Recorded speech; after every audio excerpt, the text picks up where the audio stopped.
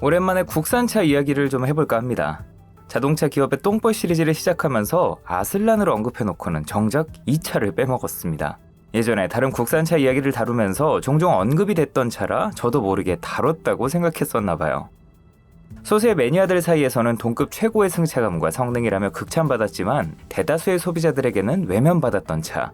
그럼에도 이 차가 남긴 유산은 지금의 현대차를 떠받치는 든든한 기둥이 됐는데요.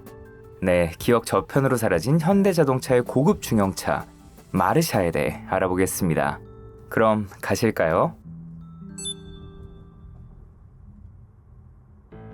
1990년대 초반은 대한민국 경제가 말 그대로 폭발적인 성장을 거듭하던 시기입니다. 마이카 열풍과 함께 자동차 판매량도 해를 거듭할수록 눈에 띄게 급증했고 그만큼 시장은 보다 다양한 자동차를 요구하기 시작했어요. 시장 1위 현대차에게는 고민이 있었습니다. 대형 세단 그랜저와 중형 소나타 사이에 간극이 너무 컸던 건데요. 아마 많은 분들이 기억하시겠지만 과거의 그랜저는 지금의 그랜저와 그 위상이 많이 달랐습니다. 그저 소나타의 위급 준대형차, 고급 중형차의 개념이 아니라 현대차의 플래그십 세단으로서 현재의 제네시스 G90과 같은 기사 딸린 대형차 포지션이었어요. 그 사이 경제가 성장하면서 새로운 수요층들이 나타나기 시작합니다. 30, 40대 전문직, 위계를 신경 쓰는 자영업자 등 그랜저의 권위적인 이미지는 다소 부담스럽고 무난한 소나타로는 성에 차지 않는 고소득 소비자들이 새로운 고급차를 찾기 시작한 것이죠. 즉 오너 드라이버형 고급차가 필요해졌습니다. 이에 발맞춰 현대차는 당시 인기리에 판매되고 있던 소나타2를 고급화해 출시할 계획을 세우게 됩니다. 과거 스텔라를 고급화해 소나타로 출시했던 전략을 또 한 번 써먹기로 한 것이죠. 그 사이 소비자들의 소득도 차를 보는 안목도 덩달아 높아졌을 테니 이번에는 해볼 만하다고 생각한 모양이에요. 그렇게 1995년 프로젝트 H카로 개발된 고급 중형차가 마르샤라는 이름으로 데뷔했습니다. 기악곡을 뜻하는 소나타와 마찬가지로 마르샤 역시 음악 용어에서 따왔는데 이탈리아어로 행진곡을 의미했고 고성능 엔진과 스포티한 디자인을 무기로 보다 경쾌한 주행이 가능하다는 뜻을 내포했죠.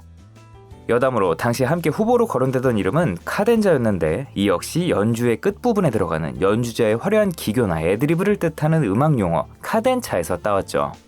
이 이름은 한참 뒤에 기아 K7의 수출명으로 쓰였습니다. 마르샤의 첫인상은 순둥순둥한 소나타2와는 확실하게 달랐습니다. 날카롭게 다듬은 앞뒤 램프 디자인, 번쩍이는 크롬 라디에이터 그릴과 후드 위에 튀어나온 오너먼트 엠블럼으로 남다른 분위기를 연출했습니다. 비슷한 포지션으로 출시한 대우 슈퍼살롱 브로원보다 확실히 젊고 스타일리시한 모습이었죠.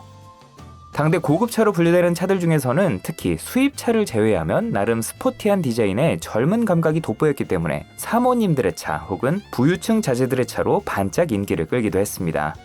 덕분에 일명 오렌지족들의 차로 유명했고 중고차 가격이 떨어진 이후에는 동네 노는 형들 또 폭주족들의 사랑을 받았어요. 단 옆모습에서는 차체를 공유한 소나타2의 흔적이 그대로 남았습니다. 특히 중형 체급에 머무른 차체 크기가 아쉽다는 반응이 많았는데 전장이 4770mm로 4700mm였던 소나타와 유관상 큰 차이가 나지 않았습니다. 앞뒤 범퍼를 화끈하게 늘려 전장을 4.9m에 가깝게 부풀렸던 대우 브로운보다도 턱없이 작았어요. 그래도 실내는 화려하게 꾸몄습니다.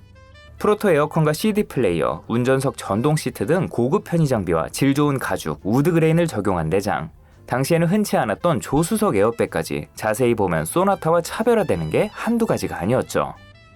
하지만 함정을 눈치채셨나요? 네, 자세히 봐야 된다는 게 문제였습니다. 언뜻 봐서는 실내 역시 소나타와 별 차이가 없었어요. 물론 차가 안 좋은 것은 아니었습니다. 특히 주행 질감만큼은 호평받았는데요. 그랜저가 공유하는 V6 2.5L 엔진은 고급차다운 매끄러운 질감과 정숙성을 선사했고 173마력의 출력과 보다 가벼운 차체 덕분에 가속감도 상당히 경쾌했습니다. 여기에 주행 환경에 맞게 감쇄력을 조절하는 전자제어 서스펜션과 자세 제어 장치 TCS까지 장착해 승차감과 주행 안정성도 분명 소나타보다 한 단계 높다는 평가를 받았죠. 단지 이건 차를 직접 타봐야 알 수 있는 부분들이었습니다. 겉으로 보여지는 모습 때문에 소비자들의 인식은 그저 소나타의 고급 트림에 머물렀어요. 현대차가 그토록 경계했던 과거 스텔라 소나타의 악몽이 또 한 번 반복됐습니다. 출시 초기에는 기대감과 신선함이 작용해 많은 관심을 받았습니다만 소비자들이 실물을 마주하기 시작하면서 금세 판매량이 수그러들었습니다. 일단 한눈에 봐도 차가 작아 보였어요. 준대형차를 표방했지만 실질적인 크기는 소나타와 동일했고 눈에 보이는 실내 구성과 곳곳의 부품들마저 별반 다르지 않다는 인식이 빠르게 퍼지면서 결국 그랜저와 소나타 어느 쪽 수요도 사로잡지 못했죠. 당시 소비자들에게 차체 크기는 고급차를 가르는 상당히 중요한 기준이었습니다. 그때만 아니라 요즘에도 이런 인식 가지신 분들이 많죠. 큰 차 이꼴 고급차라는 생각. 주변의 다른 차들을 압도하는 든든한 풍채, 배기량은 작아도 차체는 무조건 커야 했습니다. 마르샤는 이 부분에서 설득력을 잃고 시작했어요. 승차감보다 하차감이 중요한 나라 대한민국에서 실내를 휘감은 고급 가죽과 보닛 아래 자리한 6기통 엔진은 까보기 전까지 모르는 것이기에 그닥 와닿지 않는 요소였죠.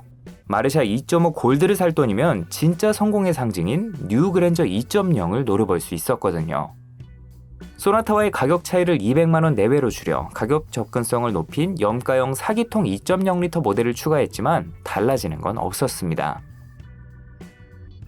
한편 렉서스 LS의 TV 광고를 모방해 샴페인 잔만 트럼프 카드로 바꾼 ECF 기억나시죠? 1997년에는 디자인을 소폭 다듬고 소재를 업그레이드한 뉴 마르샤를 출시, 심지어 가격을 이전보다 소폭 낮췄는데도 소비자들의 반응은 여전히 시큰둥했습니다. 결국 이듬해인 1998년 조용히 단종 절차를 밟게 됐어요. 이 무렵 불거진 IMF 외환위기로 이 차의 주 구매층인 중산층이 몰락한 것도 판매량에 큰 타격을 입혔죠. 총 3년 7개월이라는 판매 기간 동안 기록한 누적 판매량은 약 2만 5천여 대. 매월 3,000대라는 호기로운 목표를 세웠고 출시 전 소비자들의 기대에 힘입어 한 달에 5,000대가 판매되는 등 순조롭게 출발했지만 앞서 다른 이유들로 판매량이 깎여나가 종국에는 월 세자릿수 판매량으로 마감했어요. 그마저도 끝물에는 20%가량 할인 판매에 달성한 수치였습니다. 외환위기의 여파에도 불구하고 잘 나갔던 소나타와 비교하면 정말 씁쓸한 판매량이었죠. 그래도 이런 비인기 차종들이 늘 그렇듯이 가격 대비 좋은 성능으로 중고차 시장에서는 환영받았습니다. 하지만 실패는 또 다른 기회의 씨앗이 되기 마련이죠. 현대차는 이 마르샤가 단종되기 전부터 차세대 고급 중형차의 후속 모델을 발빠르게 개발하고 있었는데 원래라면 마르샤가 됐어야 할 모델이지만 경영진은 냉정한 판단을 내렸습니다. 작심하고 만든 차에 실패한 브랜드를 사용하지 않기로요. 네, 맞습니다. 프로젝트 XG, 여러분들이 아시는 그랜저 XG입니다. 뜬금없이 플래그십 세단의 이름을 마르샤에 붙이다니 참으로 의아하죠. 풍문이긴 합니다만 현대차가 그랜저의 위엄을 의도적으로 희석시켰다는 주장이 있습니다. 그 이유는 당시 그랜저 브랜드가 여러모로 이미지에 타격을 입었기 때문인데요. 부와 명예의 대명사가 된 것까지는 좋았지만 전국을 떠들썩하게 했던 지존파 사건의 범인들이 그랜저 타는 사람들을 노렸다는 발언을 하거나 신혼부부 총기 사건, 조직폭력배들이 애용하는 등 각종 강력범죄에 휘말리면서 좋지 않은 인식까지 자리 잡히게 됩니다. 이는 고급차 판매의 핵심인 브랜드 이미지에 먹칠을 했고 실제 판매량에 영향을 주기도 했어요. 이에 현대차는 그랜저의 페이스리프트 모델을 다이너스티라는 새로운 차명으로 선보였고 그랜저의 상위 모델로 포지셔닝했습니다. 이에 더해 실질적인 후속 모델마저 에쿠스라는 이름으로 출시해 라인업에 최상단을 배치하면서 그랜저를 졸지에 서열 3위로 격화시켰죠. 그랜저 브랜드를 폐기하는 것이 아니냐는 의문이 제기되기도 했어요. 하지만 현대차에게는 여전히 소나타와 다이너스티 사이에 커다란 간극을 메울 새로운 고급차가 필요했고 심기일전에 준비한 마르샤의 후속 모델에 그랜저라는 이름을 사용하기로 결정합니다. 그랜저의 명맥을 이어 명실상부 고급차 이미지를 유지할 수 있으면서도 실패한 마르샤의 이미지까지 벗길 수 있는 일석이조의 전략이었죠. 네, 그렇습니다. 마르샤는 좋은 차였지만 그 한계가 분명했습니다. 소나타의 그늘에서 벗어날 수 없는 물리적 한계, 자동차를 계급으로 바라보던 우리나라 소비자들의 인식의 한계를 뛰어넘을 수 없었죠. 역시 하이엔드 전략은 아무 때나 쓰는 게 아닌 것 같아요. 마르샤의 행진곡은 오래 연주되진 못했지만 다행히 그 악보를 넘겨받은 그랜저 XG는 말 그대로 초대박을 터뜨렸습니다. 마르샤의 실패를 철저하게 분석해 차체 크기부터 디자인, 브랜딩까지 완벽하게 수정했기에 가능한 결과였어요. 덕분에 마르샤가 추구했던 오너 드라이브 고급차라는 개념을 소비자들에게 어필하는 데 성공했고 그랜저 브랜드와 시너지를 일으켜 지금까지 명성을 이어오고 있습니다. 산타페의 고급형인 맥스 크루즈가 결국 팰리세이드의 든든한 발판이 됐던 것처럼 역시 깨달음은 실패의 잔해에서 건져 올리는 유물 같아요. 그나저나 아슬라는 대체 어떤 깨달음을 남겼을까요? 자동차 기업의 똥볼 시리즈는 앞으로도 계속됩니다. 오늘도 고생 많으셨고요. 좋은 하루 보내세요.